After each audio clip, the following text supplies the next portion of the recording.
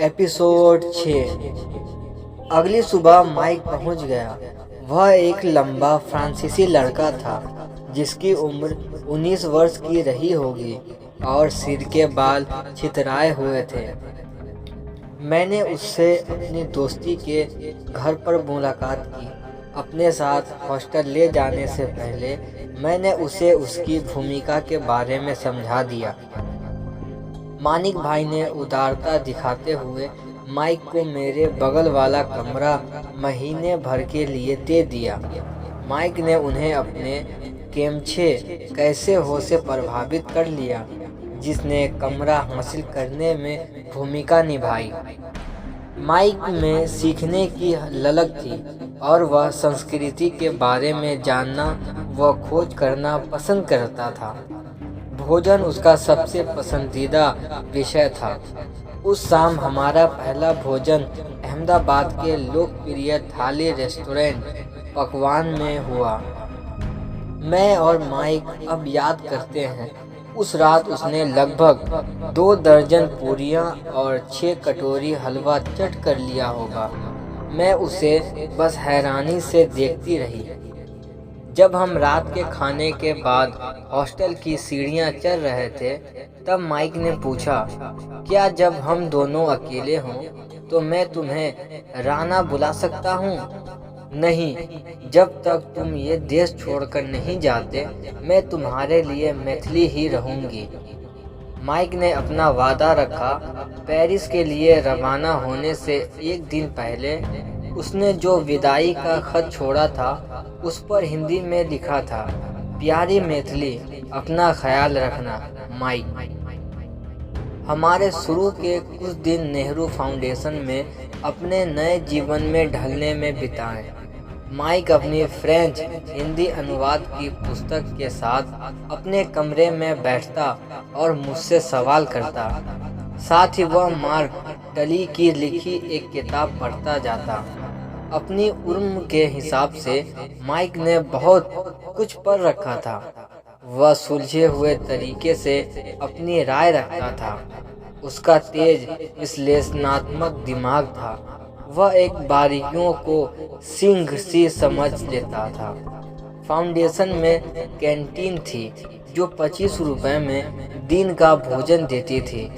Canteen के सामने घुमावदार सीढ़ियां और संस्थान की छत थी और उनसे परे खूबसूरत जंगल था।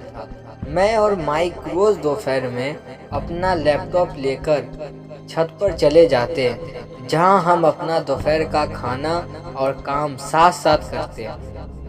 वह मुझसे पूछता, तो मैथिली क्या योजना है, हम किससे मिलने जा रहे हैं? और मैं एक ही बात दोहराती रहती, जब समय आएगा तो तुम्हें बता दिया जाएगा। शाम होते ही मैं और माइक अपना कैमरा लेकर शहर के पुराने हिस्से में फोटो खींचने पहुंच जाते हैं। हम दोनों को फोटोग्राफी का शौक था। दोनों के पास एक जैसे SSR कैमरे भी थे। हालांकि इस कवायद का फोटोग्राफी के प्रति हमारे लगाव से कोई लेना देना नहीं था। ये तो दरअसल हमारी भूमिकाओं को पुख्ता बनाने की कोशिश की, और यह उन लोगों के लिए भी थी जो हम नज़र रख रहे होंगे। यदि हम लोगों को शीर्ष अफसरों तक पहुंच बनानी थी तो हमारी पृष्ठभूमि की जांच होना तय था, खास तौर से उस जगह की पड़ताल जहां हम रह रहे थे। इसीलिए अहमदाबाद में हमें एक ऐसा सामाजिक दायरा भी बनाने की ज़रूरत थी जो हमारी ओढ़ी गई पहचान की पुष्टि कर सकता था। प्रसिद्ध चित्रकार MF हुसैन द्वारा स्थापित ऐतिहासिक कला संग्रहालय अहमदाबाद नींव गुफा हमारे लिए इस मायने में बहुत मददगार साबित हुई। संग्रहालय चारों तरफ से एक विशाल पार्क और कैफे से घिरा था, जहां युवा, खासकर कलाकार और फोटोग्राफर तफरीह के लिए आया करते थे। कुछ गिटार के तारों के साथ खेला करते थे, कुछ अपने कामों को बढ़ाते।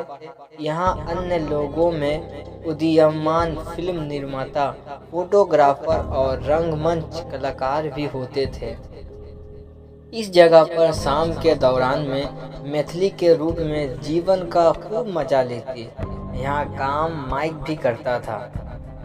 पुराने अहमदाबाद की एक खास जगह लाल दरवाजा माइक को बहुत पसंद थी। प्रत्येक बुधवार को वहाँ एक खुला बाजार लगता था। फिर वहाँ पतंग बनाने वाले और कुम्हार भी बैठते थे।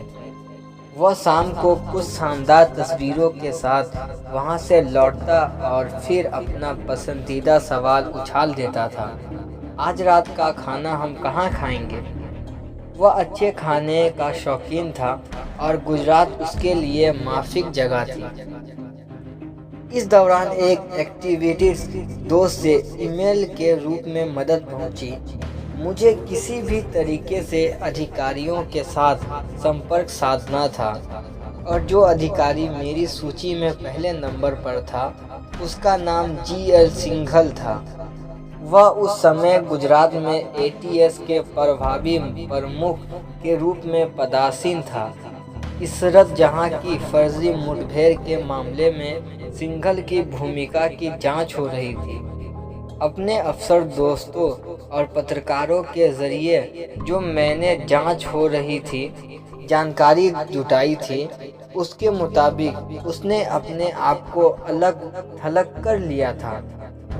उसके कुछ ही दोस्त थे और वह मीडिया से बिल्कुल नहीं मिलता था।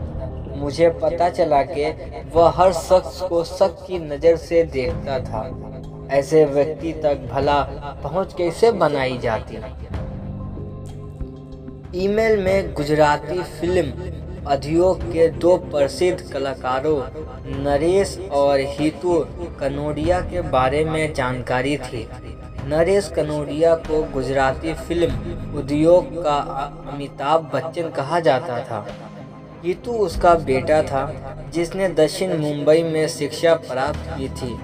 उसने समझ लिया था कि हिंदी फिल्म उद्योग में ब्रेक पाने का इंतजार करने के बजाय अपने पिता के नक्शे कदम पर चलना ज़्यादा व्यावहारिक होगा।